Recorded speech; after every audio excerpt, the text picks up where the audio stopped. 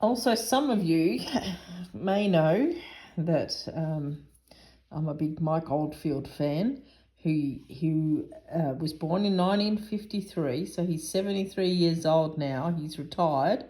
He retired in 2018, but in 1973, at the age of 20, he brought out his first album, which was called Tubular Bells, and a snippet of the music was used in the movie The Exorcist. It wasn't written for the movie. That happened after the album was released, and I think Mike Oldfield actually regrets that association now, because it's a beautiful piece of music. So why would you want it to be compared to somebody spewing up green vomit? But anyway, I bought a couple of books. There's not much available to buy about him lately, because, as I said, he's retired. He did live in the he did live in Ibiza. He left England many years ago because of something to do with taxes and smoking. And so, he lived in Ibiza for many years. And he actually sold his house to Noel Gallagher.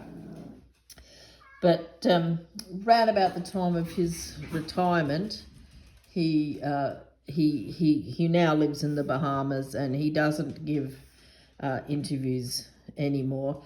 So the fans have to deal with old interviews, and there is a group called Dark Star Fan Club that make magazines, and this is actually the 25th anniversary redo of Tubular Bells. So the 25th anniversary was in 1998.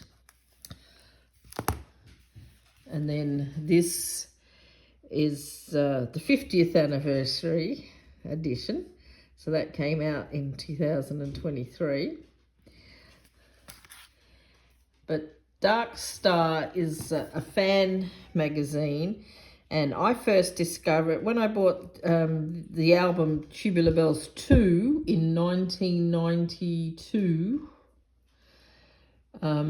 I saw the Dark Star Fan Club address on the back of the CD. So I joined up then, and I've been buying the magazines ever since. So we're up to issue 37. Because he's retired now, as I said, only one issue comes out about every year or so.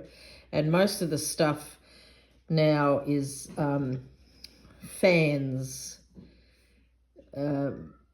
such as these two gentlemen on the cover here, fans recreating Mike Oldfield's music, or, writing their own music, which is inspired by Mike Oldfield.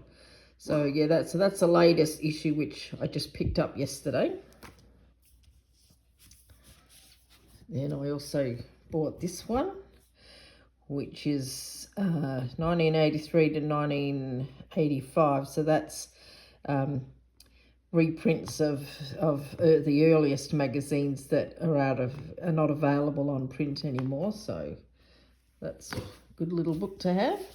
And then this one, A Life in Pictures. Most of the pictures in here are taken by a fan at his concerts.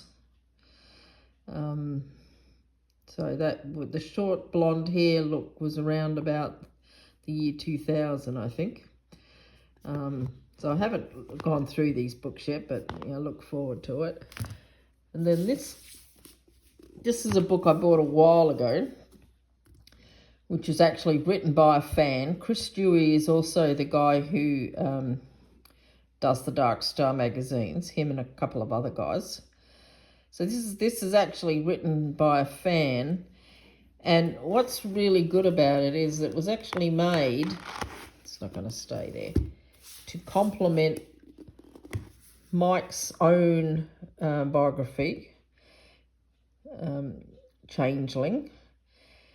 So in this, Michael talks about his personal life and his tours and his struggles with mental health and everything. And so Chris's book covers sort of the more, I don't want to say technical side, but it covers more about, the making of the albums and the tours and things not covered in Mike's autobiography.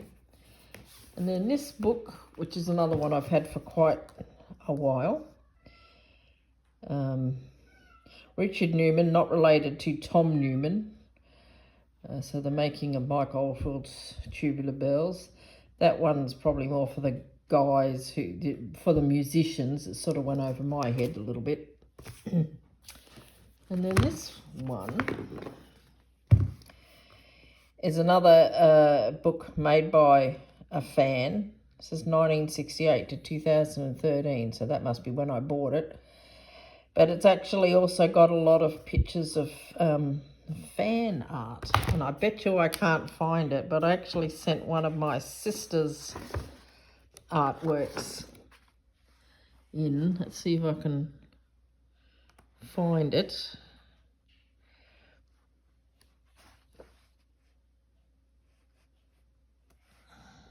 Oh, here it is there.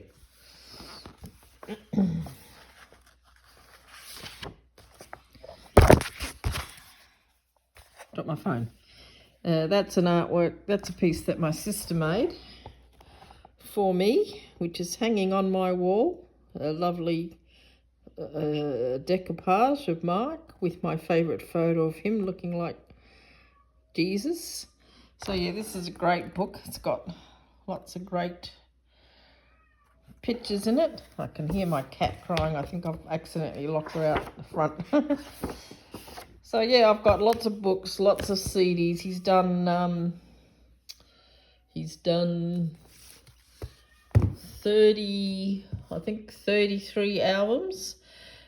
Several incantations of Tubular Bells. There's a 1, a 2, a 3, and then Millennium Bell, which was in 1999. In his first 3 or 4 albums most of his albums are instrumental, but his first 3 or 4 are all instrumental. And then Richard Branson, who started Virgin Records, and Tubular Bells was the very first album released by Virgin Records. He was contracted to him, and he wanted him to do more songs. So then he brought out, maybe a dozen CDs that were one side all instrumental and the other side were all songs. I'm not a big fan of the songs, although Moonlight Shadow was a huge hit, and Family Man, which was a big hit for Hall & Oates, is actually a Mike Oldfield song. The guitar work in the song is undeniably Mike. Mike does not sing himself, but he did do one album called Heaven's Open where he does all the singing. It's not bad, but the rest of his albums he has guest artists, John Anderson from Yes, and a few others. Bonnie Tyler appears on an album called Islands, the last album he did in 2018 is called Return to Omadon. Omadon is an album that he did in around about 1975. And so this is this last album is revisiting that. One of my favourites is called Music of the Spheres, which has got quite a classical feel to it. He experiments with all genres of music. He's got a very, some of his albums are quite folky and have a Celtic Irish sound to them. But I think that's what I love the most about Mike Oldfield's stuff. Even in Tubular Bells, you can have what would essentially sound like a classical piece of music followed immediately by like a really heavy rock guitar riff. I love that. I love how it changes from one to the other. It's awesome. But he my favourite artist. I've been a fan since 1973. When I was 12 years old, I got Tubular Bells. Was released in May 1973, and I turned 13 in July 1973. So Tubular Bells was given to me for my birthday. I wasn't allowed to go and see The Exorcist because that was R-rated. So I asked for the soundtrack for my birthday, and I've been absolutely obsessed with Mike Oldfield ever since.